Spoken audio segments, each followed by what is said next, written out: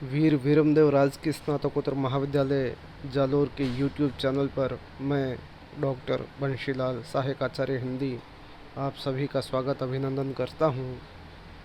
प्रिय विद्यार्थियों,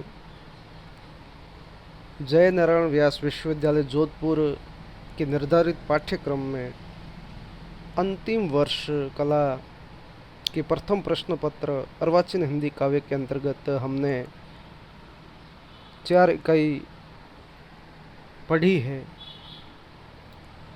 इकाई 3 में अज्ञेय की एक कविता जो परीक्षा के दृष्टिकोण से अत्यंत ही महत्वपूर्ण है, इसको एक बार पुनः प्रयोगवादी दृष्टिकोण से पढ़ते हैं।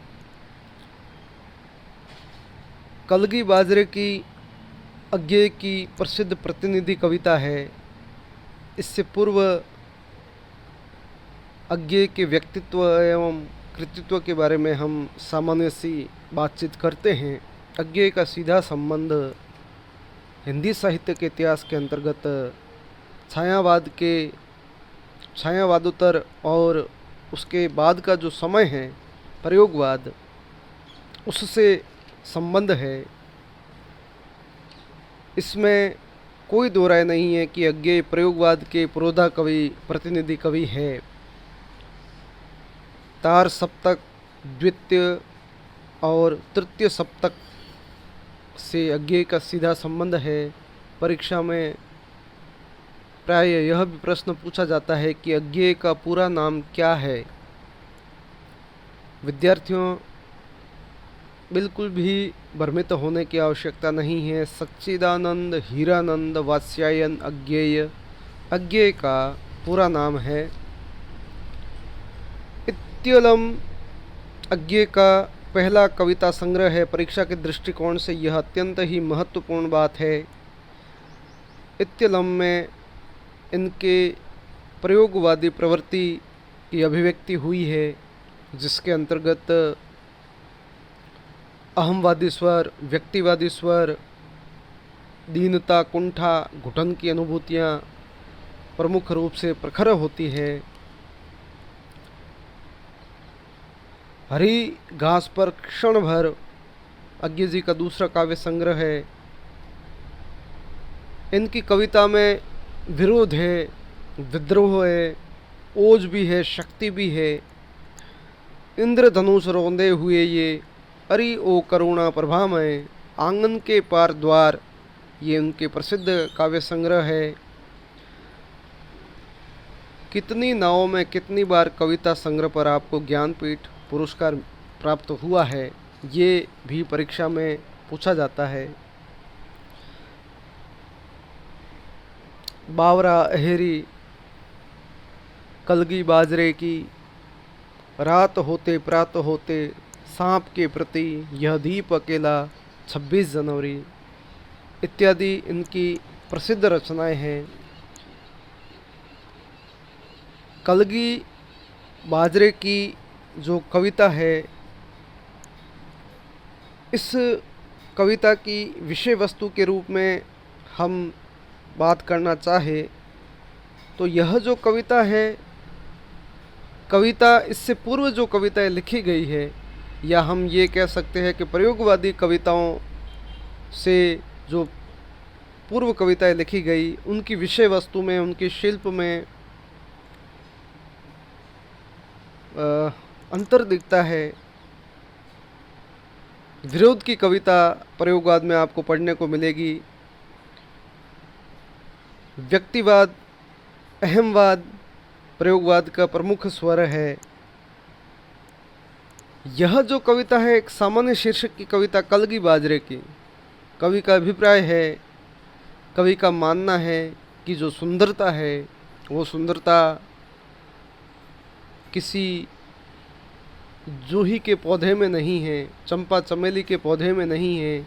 जो सुंदरता है वो आपको गाँवों में देखने को मिलेगी, आपको खेतों में देखने को मिलेगी, खेत खलिहान पगडंडियों में देखने को मिलेगी। वैसा ही एक बाजरे का खेत है, जिसमें जो बाजरे की खड़ी फसल है और उसकी जो बाजरे की कलगी है उसको एक प्रतीक मान करके, उसको उपमान मान करके, नए बिंब का प्रयोग करते हुए, नए प्रतीक का प्रयोग करते हुए अज्ञे ने यह कविता लिखी है। हम पढ़ते हैं कलगी बाजरे की।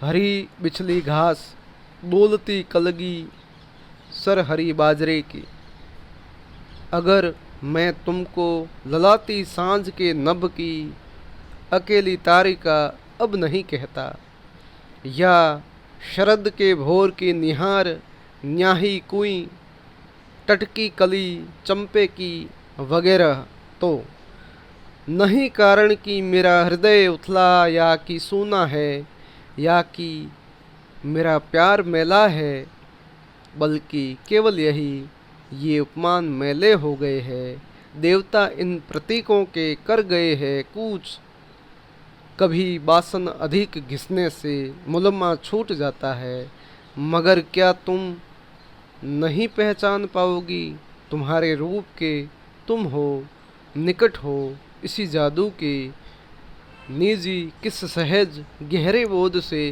किस प्यार से मैं कह रहा हूँ, अगर मैं यह कहूँ बिजली घास हो तुम, लहलहाती हवा में कलगी छर हरी बाजरे की, आज हम शहरातियों को पालतू मालंच पर संवरी जूही के फूल से सृष्टि के विस्तार का, ऐश्वर्य का, औदार्य का, कहीं सच्चा कहीं प्यारा एक प्रतीक बिचली घास है, या शरद की घास के सूने गगन को की पीठिका पर दौलती कलगी अकेली बाजरे की।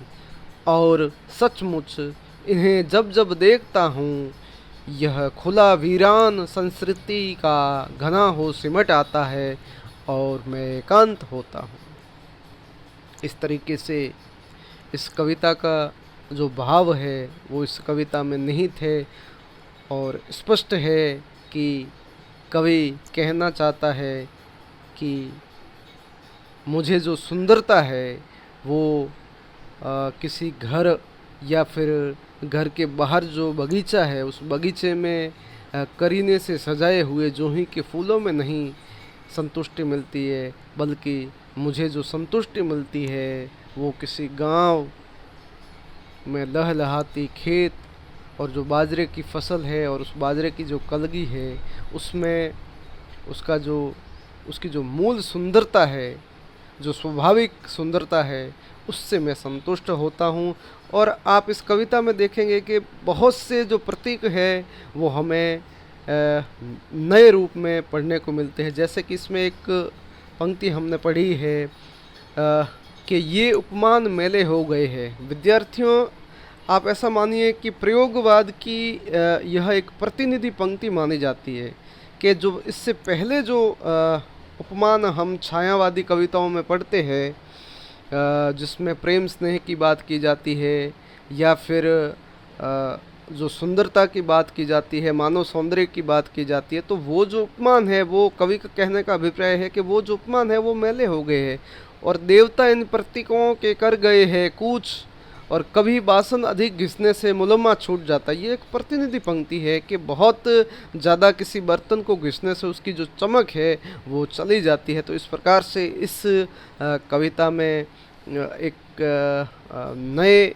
बिंब है, प्रतीक है, और कुल मिलाकर के इसके भाव यही है कि देहाती जीवन से दूर रहने वाले जो लोग हैं, या फिर कवि अपनी बात करना चाहे तो जो वास्तविक सुंदरता है, जो सहज सुंदरता है, और जो गांव के जो खेत है और जो ग्रामीण परिवेश है, उस सुंदरता ने कवि को आकर्षित किया है।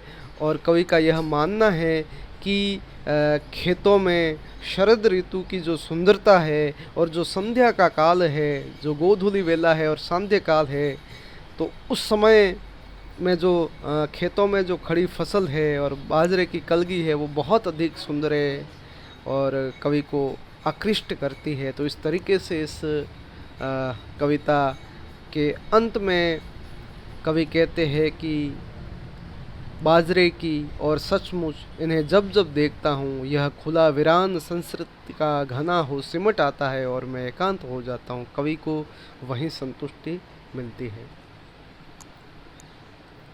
इससे अगले वीडियो में हम महादेवी वर्मा जिनका संबंध छायावाद से है, तो उनके व्यक्तित्व और कृतित्व के बारे में बातचीत करेंगे। आप सभी के लिए शुभकामनाएं। धन्यवाद।